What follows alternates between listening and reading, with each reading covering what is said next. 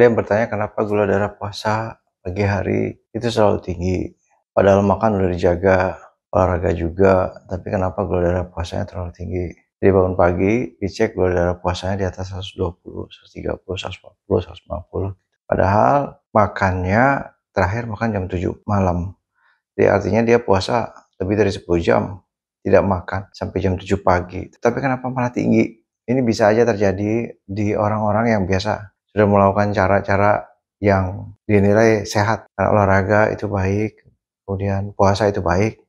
Jadi pada saat pagi puasa, tidak makan, melakukan aktivitas, mengandalkan lemak di dalam tubuhnya untuk dijadikan sumber tenaga, kemudian bekerja, siang teruskan pekerjaannya, berpuasa lagi, kemudian sore mulai rileks dan kemudian makan jam 5 sampai jam 7 malam, kemudian stop makan. Jadi cuma makan sekali sehari. Tapi juga bisa terjadi pada orang yang pagi tidak makan, tidak sarapan, kemudian siang dia makan protein, sayur, rendah karbohidrat, dan kemudian malam juga makan seperti itu tadi.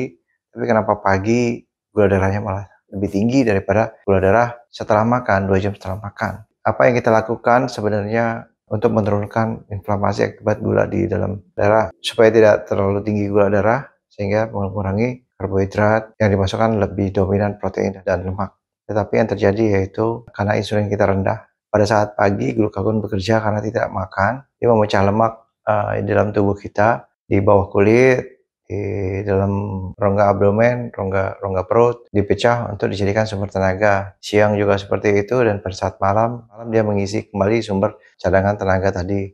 Nah, pada saat insulin rendah, pada saat malam tidur, tetap terjadi pembakaran energi pada saat kita tidur. Hanya harusnya pembakaran energi tidak banyak pada saat kita tidur. Kita tidak lakukan aktivitas, tetapi pada saat tidur yang kurang, pembakaran energi akan lebih banyak karena denyut nadi akan meningkat. Begitu hormon yang naik glukagon, dia akan pecahkan lemak atau trigliserid di bawah kulit kita untuk dijadikan tenaga. Terlalu banyak cadangan lemak di bawah kulit kita atau trigliserid itu dipecahkan sehingga terlalu banyak glukosa yang dihasilkan.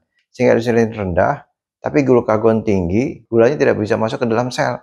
Karena harus ada bantuan insulin untuk memasukkan kelebihan gula tadi masuk lagi ke dalam sel. Tetapi insulinnya rendah. Salahkah insulin rendah? Enggak salah. Tapi yang salah yaitu glukagon yang berlebihan. Glukagon tadi terpicu oleh epinefrin, kortisol, hormon stres. Jadi tidur dalam keadaan tidak cukup rileks. Sehingga tensinya masih tinggi, bangun tidur masih dicek tensi masih tinggi, kemudian epinefrin juga tinggi, hormon sensitif lipase di lemak juga dia pecahin lemak banyak sekali sehingga menghasilkan gula-gula yang gula ini tidak bisa masuk kembali ke dalam sel karena insulinnya rendah. Dan gula nggak kepake di otot karena tidak ada aktivitas, tidak ada bekerja. Cuma tidurnya kurang kualitasnya. Jadi kalau ada pendapat yang bilang tidur tidak harus 8 jam, 4, 5 jam, 3 jam, tapi yang penting deep sleep-nya, benar-benar deep sleep, itu ada benarnya. Ada benarnya, cuma menurut saya lebih baik fokus di panjang kuantitas. 6-8 jam, atau 7 jam, atau 8 jam. Baru pikirkan kualitas. Orang tidur 7 jam saja, belum tentu kualitasnya bagus. Apalagi kalau tidurnya 3 jam, 4 jam, terus ngomongin kualitas.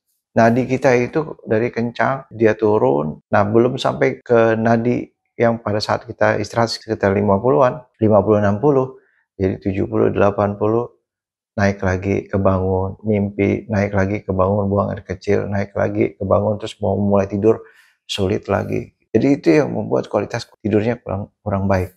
Kalau menurut saya, tidak mengejar kualitas tidur 3 jam, 4 jam cukup berkualitas, benar-benar deep sleep. Tidur iya karena kecapean. Tapi belum tentu cukup untuk semua orang, apalagi yang sudah hipertensi, udah tua, udah banyak kerusakan sel di dalam tubuhnya. Inflamasi yang tinggi dia butuh untuk meredakan inflamasi di tubuhnya. Karena semakin usia semakin banyak sel yang mati. Sel yang mati bikin inflamasi di radang di tubuh.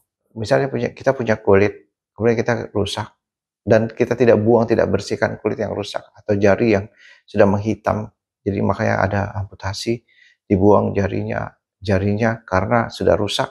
Kalau tidak dibuang, dia kan menimbulkan sel radang jadi demam. Nah, makin usia makin banyak sel yang mati. Nggak mungkin makin banyak sel yang hidup, beda sama masih muda. Jadi kalau ada yang bilang Saya 3, 4 jam, 5 jam tidur cukup, ya mungkin dia masih banyak sel yang sehat. Beda nanti kalau udah 60, 70, 80 tahun, masih makin banyak sel yang mati.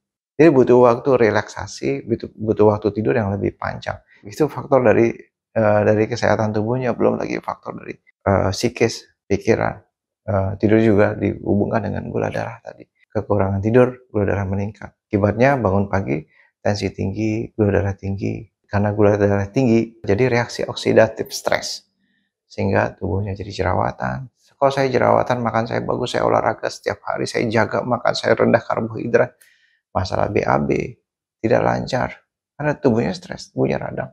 Terus bagaimana caranya supaya tidurnya berkualitas? Mulai dari sore, mulai relaksasi. Saya lebih mempromosikan makan itu di malam hari daripada makan di pagi hari karena tidak sesuai dengan hormon. Karena hormon yang bekerja pada saat pagi yaitu epinefrin, kortisol itu hormon stres. Ya hormon stres yang naik harusnya glukagon, tapi kalau kita makan malah glukagon turun, epinefrin turun, malah insulin yang naik. Jadi malah rileks di pagi hari. Saya lebih sarankan malam justru makan daripada pagi. Walaupun kita makan rendah karbo, tetapi tetap aja insulin akan naik, tetap cuman nggak semelonjak kalau misalnya kita makanan tinggi gula.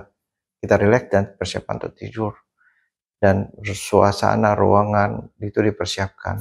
Dan yang sulit, sebenarnya yang sulit yaitu manajemen stres. Manajemen stres dari pikiran. Sebenarnya sebagian orang ada yang gampang tidur, ya nggak masalah.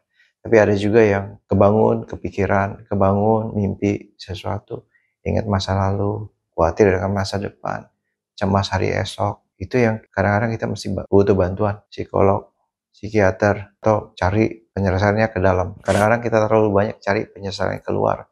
Sosial media, teman, seminar, orang tua, ya itu baik.